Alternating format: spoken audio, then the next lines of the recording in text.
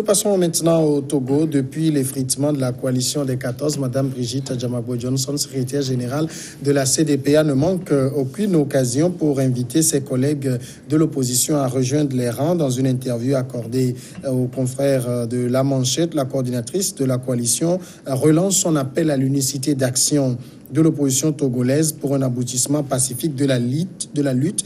Divisés, nous sommes des proies isolées et fragiles devant les prédateurs de la démocratie au Togo, mais ensemble et dans la plus grande sincérité, nous aurons l'alternance au plus tard en 2020, a-t-elle déclaré. Dans la foulée. La secrétaire générale est revenue également sur d'épineuses questions des réformes tant espérées par les Togolais. N'a pas passé sous silence les enjeux également des prochaines élections dans cet article. Alors, Jean-Paul Agbo, c'est quand même une vérité que Mme Adjamabo a dit là.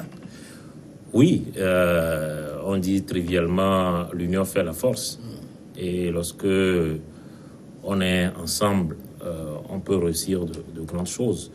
Mais c'est dans l'histoire politique du Togo, ce sera pas la première fois que éventuellement des partis politiques se mettent ensemble ou se coalisent. Mais on a vu que les résultats, à l'heure du bilan, on ne peut pas dire que c'est des bilans positifs, surtout lors de la dernière expérience, la C14. Donc, l'objectif ne peut pas simplement de se mettre ensemble. S'il s'agit de se mettre ensemble, je crois que uniquement parce qu'il faut se mettre ensemble, je crois que ceux qui sont partis ont raison. Il faut se mettre ensemble. Ce n'est qu'un moyen. Se mettre ensemble ne peut être qu'un moyen pour parvenir à un objectif, à un résultat. Simplement, on a constaté qu'il y a tellement de désaccords, il y a tellement de différences d'approche, il y a tellement de différences de lecture. Et puis surtout, je crois qu'elle-même elle a relevé, il y a beaucoup excusez-moi le mot, d'insincérité entre eux, que ça ne peut qu'aboutir à l'échec. Je crois que si j'avais un conseil à donner à l'opposition togolaise, c'est qu'elle se regroupe selon un certain nombre d'affinités et selon aussi un certain nombre d'approches, de conception finalement de leur lutte politique. Lorsque vous mettez ensemble des gens qui ne croient pas du tout en la logique, j'allais dire, institutionnelle et républicaine, c'est-à-dire qu'il faut parvenir au pouvoir par des élections, en participant donc aux institutions, etc., avec des gens qui ne croient pas du tout, qui disent que les élections ne servent à rien au Togo et qu'il faut renverser le pouvoir par la rue. Mais il n'y a aucune surprise à ce que vous les mettez ensemble, que ça finisse par un échec. Donc, que ceux qui pensent qu'il faut participer aux institutions, participer à des élections, y compris en faisant pression pour que les conditions d'organisation de ces élections soient le plus optimales possible, se mettent ensemble. Et puis ceux qui pensent que c'est par la rue, par des mouvements violents qu'il faut y parvenir aussi, se mettent ensemble. Comme ça, on clarifierait le jeu politique. Sinon, continuer comme ils l'ont fait, surtout à la C14 où chacun, pensant que l'heure était venue, et bombant le torse et ne voulant pas écouter la raison, la sagesse, moi je ne vois pas ce qu'on pourra encore attendre. D'autant plus que j'ajouterai une chose. Il faut aussi que les partis d'opposition se mettent ensemble lorsqu'il s'agit d'aller à des élections importantes. Je me rappelle des élections législatives où, par exemple, ils auraient pu avoir davantage de sièges s'ils s'étaient mis ensemble, mais ils ne l'ont pas fait. Donc, c'est à tout ça qu'il faut penser.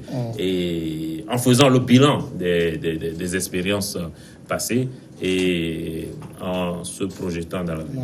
Francisco, quand elle dit diviser, nous sommes des proies faciles. Diviser, bon, qui les empêche d'être ensemble? Non, Jean-Paul a dit, on ne fait pas des alliances circonstancielles comme ça. Il faut des bases idéologiques et sur lesquelles il faut s'entendre. Il y a par exemple le courant de Maître Yaovi à Bouibo qui se rejoignent au courant de Brigitte Adjamabo, Antoine Folly. Je crois qu'il peut faire une bonne coalition. de l'autre côté, il y a Tikpi. Et comment vous l'appelez, entre-temps ANC, mais je crois qu'ANC est devenu enfant docile, assez égaux à défendre, parce que tantôt c'est, comment vous l'appelez, le vieux... Patrick Lawson. Non, pas Patrick Lawson, qui sort par moment le chargé de communiquer, qui envoie des coups de patte dans l'autre cas. Mais fondamentalement, le parti du PNP, de Tikpi Achadam, n'est pas, je crois, un parti violent. Il ne faut pas qu'on essaye de dire, au Togo, il n'y a pas de parti violent. Parce qu'il n'y a jamais eu un parti qui a pris les armes, qui a pris des rébellions. Tout se passe, mais c'est lorsque on empêche les gens de manifester, ce qui est constitutionnellement reconnu. Il y a un parti qui appelle quand même les guerriers à sortir. Non, les guerriers à sortir, c'est les préfets du Togo qui ont appelé les comment vous l'appelez, les abrafos. Et je me demande s'il en existe encore fondamentalement les abrafos. On circule, qui ont commis cette boutade, et appuyé peut-être même par les autorités. Mais je dis, si le Togo voudrait respecter les normes démocratiques, nous avons la Constitution qui reconnaît les manifs, nous avons les textes dont la loi Boudjouna qui fixe les conditions, qu'on laisse les gens librement manifester. Je pense qu'il n'y aura pas de violence, il n'y aura pas de casse. Parce qu'au Togo, je le répète, il n'y a pas de parti haineuse comme voilà cela. Donc, être ensemble, c'est ça. Il faut être ensemble par rapport aux idéologies. Ce n'est pas quand les élections arrivent. Je me rappelle il y a quelques années, tous les partis vont s'entendre avec, par exemple, l'ANC. Non, pas l'ANC, c'était l'UFC d'alors, et qui n'avaient pas les mêmes idéologies. Et quand ils s'en vont, les gens sont... En fait, au Togo, pendant que le pouvoir perdure, et l'extrémisme prend le pas. Ce qui fait que ceux qui tiennent les discours de la Bible, du Nouveau Testament, Basile, Francisco évoquait comment dire, un regroupement sur des bases idéologiques, mais quand on regarde un peu nos partis politiques, est-ce qu'on peut les mettre dans des creusets idéologiques? Qui est socialiste, qui est libéral, qui est, je ne sais pas moi. Samuel, les partis politiques au Togo n'ont même pas de programme de société. Je suis désolé, je le dis, le constat a été fait. J'en ai parlé dans beaucoup de milieux, des gens m'ont insulté, mais aucun parti politique, là, dans l'opposition, n'a vraiment un véritable projet politique, programme politique à défendre. Des experts sont venus, je le répète, au Togo. Ils ont sillonné tous les partis politiques. Ce qui est leur programme politique, leur projet politique, des formats go. Et pendant longtemps, on a utilisé ce truc-là comme programme politique. On a dit, formats go. Après le départ de Faure, au fait qu'on dit, il n'a qu'à partir d'abord.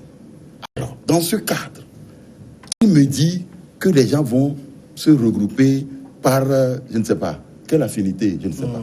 Vous savez, le problème de l'opposition togolaise dans l'unification ne se pose pas, c'est depuis longtemps. L'opposition togolaise n'arrivait toujours pas à se mettre ensemble. C'est un vieux problème, c'est une vieille histoire. Parce que, après le slogan de Tchékov, lorsqu'on revient à monsieur le professeur Leopold Ninevi, qui a dit démocratie d'abord, multipartisme après, mais il n'a pas été compris. Les gens ont dit, mais Ninevi veut être notre patron. On va se coaliser derrière lui. Mais ils nous voient en train de le suivre comme ça. Non, nous aussi, on a notre indépendance et on est ensemble. Et on est ensemble dans la division. Tout ce que l'opposition togolaise a réussi à faire, c'est de se diviser dans son ensemble. C'est-à-dire que nous sommes ensemble, chacun de son côté. Voilà. Et ça a été le problème central de l'opposition depuis longtemps. On se rappelle le Code 2, lorsqu'il fallait aller à une élection présidentielle. Ils sont allés au Burkina Faso avec Blaise Compaoré. Ils s'organisaient pour aller à ces élections ensemble. Quand Maître Agbouba a levé le petit doigt pour dire non, moi il faut que je retourne vers ma base. Ma base. Et alors il est revenu vers ma base. Il est devenu candidat. Alors que le Code 2 déjà positionnait un candidat. Maître Agbouba est redevenu candidat. Et après, il dit non, il faut que Jésus-Christ aussi soit candidat. Jésus-Christ devient candidat. On rejette la candidature de Jésus-Christ Olympio. Maître Agbeboa brandit, je soutiens la candidature de Jésus-Christ Olympio. Donc, je ne vais plus aller aux élections si tant est qu'on ne retient pas la candidature de Jésus-Christ Olympio. Tout faire pour que Edem Kodio, qui est candidat du Code 2, ne puisse pas passer. Et ça a été un problème profond qui a profondément, je répète, divisé l'opposition togolaise. Et l'histoire est restée. La dernière fois, la coalition à la C14, moi j'avais dit qu'il y a quelque chose qui gangrène notre opposition. C'est c'est-à-dire que, voilà, c'est un ego. Un ego trop surdimensionné qui fait que chacun veut être là au même moment. J'ai toujours dit, le fauteuil présidentiel, ce n'est pas un banc. Il faudrait que les gens comprennent. Mais l'opposition a toujours cru que le fauteuil présidentiel était un banc. Et tout le monde devait aller. D'accord. Voilà. Jean-Paul, c'est cela qui amène des gens à dire, avant d'être ensemble, il faut que l'opposition fasse les assises ou les états généraux de l'opposition pour enlever la gangrène, comme le dit Basile, avant de pouvoir s'entendre et être ensemble. Oui, pourquoi pas. Mais l'opposition, qui est de l'opposition, qui ne l'est pas, et qui va participer à ces assises, je crois que ça va être quelque chose de très lourd. Je crois que, pour ma part, ceux qui se sont retrouvés dans la C14 auraient pu simplement faire le bilan de leurs actions communes, en tirer les conséquences. Ceux qui doivent rester ensemble resteront ensemble. Ceux qui pensent que tout seuls, ils y arriveront, prendront leur chemin. Et puis, ceux qui pensent qu'à 2 ou à 3, ils y arriveront aussi. Moi, je l'ai dit, le problème, c'est que s'il y a certains qui pensent qu'ils peuvent y arriver par la rue, ça ne sert à rien de se mettre avec eux. Si vous pensez qu'on doit participer aux élections, je crois que c'est ce qui s'est passé en décembre dernier. Et le cas l'a révélé, qu'eux, ils étaient pour participer à ces élections. Mais comme il y en avait d'autres qui ne voulaient pas y aller, donc finalement, le groupe n'est pas allé. Et aujourd'hui, eux, ils regrettent. Donc, il faut se mettre ensemble pour ceux qui veulent participer aux élections, être présents dans les institutions. Et les autres aussi se mettront ensemble. Et puis, aussi, on n'est pas obligé de mettre tout le monde aussi dans cette union. Il y a des partis, excusez-moi, mais qui ne représentent rien du tout. C'est vrai que c'est important qu'on soit ensemble, mais s'il y a des gens qui ne représentent rien, mais qui viennent plomber l'ambiance dans le groupe, ça ne sert à rien. Il y a certains qui sont là pour profiter du groupe et qui n'apportent rien du tout. Sinon, à part quelques éclats de temps en temps, à travers notamment des grèves de la faim, etc. Mais ils n'apportent pas grand-chose. Donc, il faut aussi avoir le courage de délaguer ces micro-partis et de se retrouver entre des partis qui pèsent réellement, quitte à faire des alliances, y compris électorales, ou à définir des partenariats avec ces partis-là. Donc, si on ne veut pas faire ce genre s'inscrire dans ce genre de démarche et on continue à penser que de la CDPA aux démocrates, en passant par le Parti des Togolais, le PNP, on peut être ensemble. Moi, je vous assure que la prochaine coalition aussi va voler en éclat. Francisco, quand Jean-Paul a évoqué un point important en parlant de la définition même de l'opposition, de qui l'est ou qui ne l'est pas, on a comme l'impression qu'il y a au Togo des gens qui décèvent les cartes de qui est de l'opposition ou pas. C'est pour ça que quand Mme Adjamagbo dit diviser, nous sommes. Le nous, qu'est-ce qu'elle met dedans? Qui est ce nous-là? Donc, est-ce qu'il y a quelqu'un qui donne qui mesure les degrés de militantisme au parti? Moi, je peux dire que c'est le parti au pouvoir qui le fait. Hein. Moi, qui a toujours donné le rôle, qui sait choisir, qui sait choisir ses opposants, qui donne tel ses opposants charismatiques. On a quitté de là pour arriver au chef. C'est les gens qui se sont dit qu'ils sont charismatiques. Après, c'est pas le pouvoir. Hein, oui, après, c'est institutionnalisé. La preuve, la guerre était devenue non, puisque les concepts ont évolué. En temps, on était opposant charismatique, opposant traditionnel, opposant radical traditionnel, et puis chef de file de l'opposition. Donc le gouvernement, l'État sait avec qui négocier à tel moment précis. C'est de bonne guerre, on est sur l'intérêt politique. Et donc, en fait, c'est ce que je dis. Quand Jean-Paul et Basile Agbo dit que l'opposition n'a pas de programme, dans ces circonstances, regardez, on court toujours dans cette histoire de réforme depuis des années, limitation de mandat, ce qui peut être fait. Et tout ça, chacun accepte, mais on n'arrive pas à le faire. Bon, quel temps vous allez rester pour écrire des programmes? Même le gouvernement. Attendez, même le gouvernement. Même le gouvernement. Est-ce que le gouvernement a des programmes? On saute de concept en concept. Attendez, il y a le PND, il y a le transfert électronique, il y a.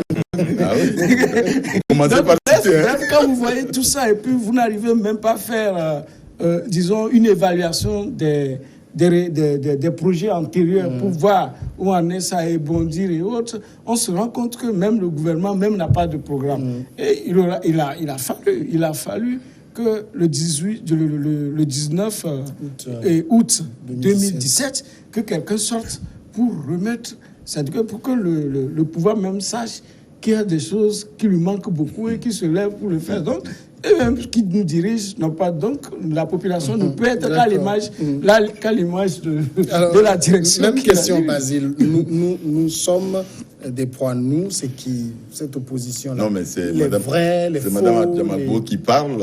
Pour elle, c'est. C'était les 14 d'abord. Ah oui, elle parle des 14, je crois. Elle parle des 14, parce que c'est les 14 qui sont divisés. Non, pour elle, selon sa conception, si j'analyse, je ne suis pas en train d'affirmer ce qu'elle, d'expliquer, mais quand j'analyse, elle s'était contentée de 14. Et donc aujourd'hui que les 14 sont divisés et chacun de son côté, elle rappelle les 14 à l'unisson. Donc les nous là, je crois que c'est les 14 partis. Et qui, donc il y en a même qui, comme Jean-Paul le disait tout à l'heure, il y en a qui ne sont là que pour amuser la galerie et qui ne représentent qu'eux-mêmes. Il y a certains chefs de parti qui ne sont peut-être que seuls dans leur parti ou bien deux avec un petit frère quelque part et puis on fait la bombance, on dit on est de l'opposition. Je crois que c'est bien de dire tout ça là, divisé, nous sommes, mais ils étaient déjà divisés au sein de ces 14 là. Il y a des gens qui la nuit vont on ne sait où et puis reviennent tranquillement. Ils étaient divisés. Donc, c'est-à-dire que si elle veut faire quelque chose, il faut une union sacrée de l'opposition avec des gens qui savent ce qu'ils veulent et où il faut y aller. Ce n'est pas des plaisanteries. Je ne veux pas appeler de nom, mais nous savons tous dans leur C14-là, il y a des gens qui sont des plaisanteries et qui se présentent seulement pour la figure de dire que nous sommes de l'opposition, qui profitent, comme on le disait, des autres pour se faire de la bombance et qui, la nuit, dans les couloirs de l'obscurité, vont où on peut et où on veut, pourquoi on veut. D'accord. Alors, Jean-Paul, il y a quand même quelque part où, dans la déclaration de Mme Adjamagbo, ça peut être considéré comme, je ne sais pas si c'est un appel ou un pic vers le PNP. Nous sommes des proies isolées. On a vu quand le PNP s'est esselé dans la manifestation, ce que ça a donné. Oui, je crois que le PNP, pour avoir lancé le mouvement du 19 août et puis pour avoir animé un peu la vie politique pendant plusieurs mois, a cru qu'il était devenu un poids lourd de la scène politique togolaise et qu'il peut se passer des autres, en oubliant que c'est lui-même qui, à un moment donné, quelques semaines, quelques mois après avoir lancé le mouvement, qui a dû faire appel aux autres, qui a dû dire « grand frère, rejoins-moi » en parlant. C'est que déjà, à ce moment-là, il a senti qu'il n'était pas en mesure de mener à bout le mouvement qu'il avait lancé. Donc, je ne sais pas par quelle alchimie aujourd'hui il pense que ce qu'il n'a pas réussi à faire seul et qu'il a eu besoin de tendre la main, aujourd'hui, il peut le réussir, d'autant plus que l'ambiance de l'époque est beaucoup retombée et que tous ceux qui avaient cru que ce mouvement allait balayer le régime, aujourd'hui ont déchanté. Donc, moi, je partagerai, je l'ai dit, l'idée que je ne vois pas un seul parti politique aujourd'hui dans notre pays prétendre prendre le pouvoir, y compris par la rue d'ailleurs, en renversant le régime en place. S'ils sont ensemble, ils peuvent faire des choses, mais ensemble dans la sincérité, ensemble en ayant des objectifs clairs et sur des stratégies partagées sur comment on y arrive. Encore une fois, l'idée qu'on peut renverser le régime par la rue ne va pas avec ceux qui sont dans une logique institutionnelle. La deuxième chose aussi, je n'ai pas très bien compris pourquoi pendant longtemps c'est excusez-moi, mais Madame Adjamabo, qui a incarné cette opposition. On parlait des personnalités ou des partis qui ne représentent pas grand-chose. Ayons courage de le dire. La CDPA, Madame Adjamabo, ne représente pas grand-chose. Elle s'est présentée plusieurs fois à des élections. Elle n'a jamais été élue. Mais c'est souvent ces personnalités ou ces partis qui ne pèsent pas sur le chiquier qui crient le plus fort. Et on l'a laissé, finalement, plus ou moins embobiner tout le monde vers une stratégie d'échec, puisqu'à la fin il y a eu échec. Or, à l'intérieur de la coalition, il y avait des gens qui ne s'exprimaient pas forcément, mais qui avaient la possibilité de participer à ces élections et d'avoir des députés. Mais ils se sont laissés entraîner par d'autres partis, je parle de la CDPA, même si c'est un parti, enfin je ne sais même pas s'il est encore un parti d'intellectuels. C'est un parti qui a fait rêver beaucoup le milieu, l'élite togolaise. Aujourd'hui, ce n'est pas le cas. Je crois que c'est devenu un parti très radicalisé, qui tient des discours à la limite comme ceux du parti des démocrates, les démocrates qui aussi ne représentent pas grand-chose. Donc, pour moi, je pense qu'il faut que chaque parti retrouve son identité et s'associe désormais avec des gens qui leur ressemblent. N'ayons pas imaginé qu'ils aient des problèmes. Moi, je ne dirais pas qu'ils aient des problèmes. Ici, réellement, ils n'ont aucun problème. Le problème, c'est que Fort n'a qu'à partir. La preuve, c'est qu'on ne peut pas les classer selon leur idéologie. Lorsque vous prenez l'ANC, ceux qui sont aujourd'hui à l'ANC, hier étaient à l'UFC. L'UFC était un parti d'essence libérale. Je crois qu'ils faisaient partie d'ailleurs de l'international libéral. Quand ils ont quitté l'UFC, ils ont créé l'ANC, ils font partie de l'international socialiste. Ça veut dire qu'on ne peut pas passer du libéralisme au socialisme. Donc ça veut dire que ce n'est pas tant l'idéologie telle qu'on le conçoit en Europe qui guide nos partis politiques, mais c'est simplement le rejet du pouvoir en place. Francisco, elle poursuit, puisque ça, nous ne l'avons pas écrit à l'écran, mais elle poursuit, elle dit mais ensemble et dans la sincérité, nous aurons l'alternance au plus tard en 2020. Tout d'abord, les confrères ont parlé de l'aspect, disons, politique du fait que nous constituons une proie. Et moi, je le dis, aujourd'hui au Togo, tout le monde constitue une proie. Et l'essentiel, c'est que lorsque vous tiendrez un bic qui intéresse à l'autre qui a la force, vous êtes parti. Parce qu'on retrouve des gens comme ça en prison, qu'on arrête de partout, et qui n'est pas du tout normal, qui n'inspire pas confiance. Donc, si des gens sont confiants, ont confiance au système, je les encourage, mais sachez que le jour que vous tiendrez un bic qui appartient, que l'autre désire, même si c'est le vôtre, vous saurez qu'effectivement que vous constituez une proie. L'alternance en 2020 est possible. Elle est possible parce que aucun système n'est éternel. Bien sûr qu'au Togo, le comportement de l'armée togolaise est différent de ce qu'on voit ailleurs. Bon, peut-être que jusqu'alors, les gens qui sortent, qui sont des leaders de l'opposition, n'ont pas encore suffisamment donné confiance, ou la mobilisation n'a pas encore atteint son summum pour que ça bascule. Mais est-il que si ils sont en train de faire les réformes, on verra lorsque les élections seront lancées, ouvertes, et on verra au bout, puisque Djamé, quelque part, a fait voter avec les billes, croyant que c'était la chose, mais il est parti. Donc, en fait, rien n'est éternel, surtout un régime. Et en Pays Bassa, on dit souvent, lorsque vous vous asseyez sur un tabouret d'autrui, sachez que vous êtes assis par terre. Donc c'est la constance au niveau politique également. C'est ça qui fait toute l'instabilité que nous avons aujourd'hui. Donc l'alternance en 2020 est possible. Moi, je ne dis pas la rue, même pas les élections. Ça peut y arriver. On peut croire... Non, mais il y a Napokora qui parle de possible. Bien, dans le possible, on peut tout mettre, mais dans le réalisme, je dis, l'opposition a raté l'alternance de 2020 depuis longtemps.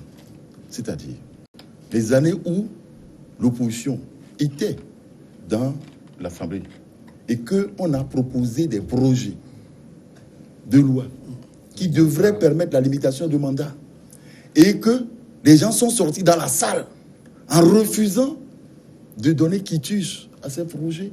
Mais 2020 est déjà gagné par le pouvoir en place. Il ne faut pas qu'on s'étonne. C'est comme ça que je dis des choses sur ce plateau et ça se révèle et les gens après me disent non, il faut qu'on soit réaliste.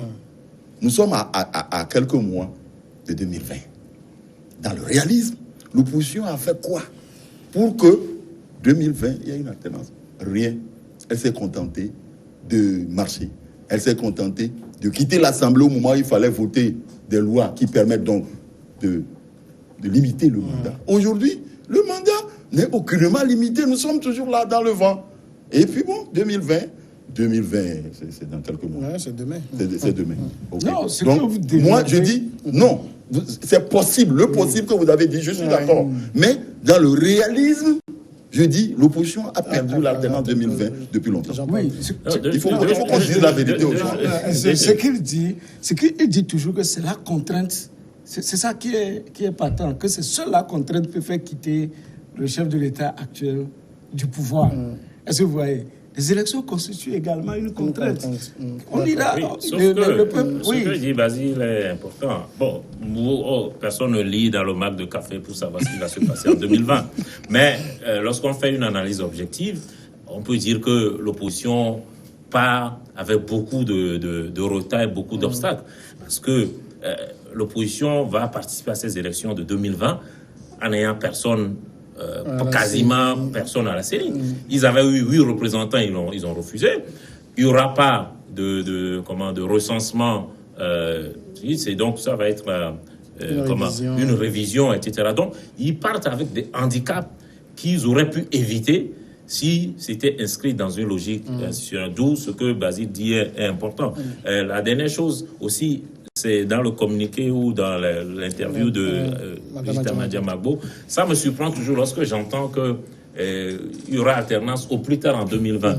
Je fais noter qu'il n'y a pas d'élection présidentielle avant 2020. Donc comment il y aura alternance au plus tard? Donc, il y a des choses que je Merci Jean-Paul Agbo, Basile Agbo, Francisco Nampokora. Merci à vous aussi. À demain.